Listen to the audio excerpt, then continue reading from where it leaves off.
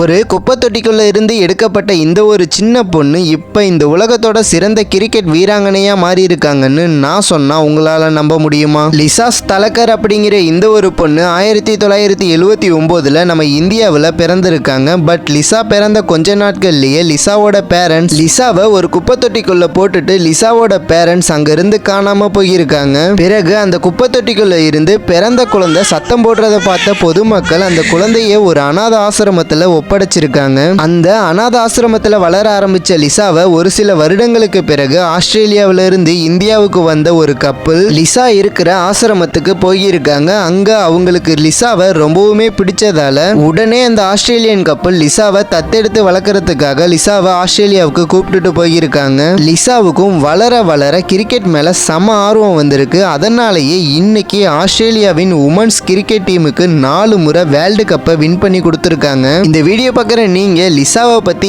என்ன நினைக்கிறீங்கன்றத மறக்காமல் இந்த வீடியோவுக்கு லைக் பண்ணிவிட்டு கமெண்டில் சொல்லுங்கள். இதே மாதிரி நிறைய இன்ட்ரெஸ்டிங்கான வீடியோ நீங்கள் தினமும் பார்க்கணும்னா இப்போவே நம்ம சேனலை சப்ஸ்கிரைப் பண்ணிவிட்டு பெல் பட்டனை ஆல் கொடுத்து வச்சுக்கோங்க.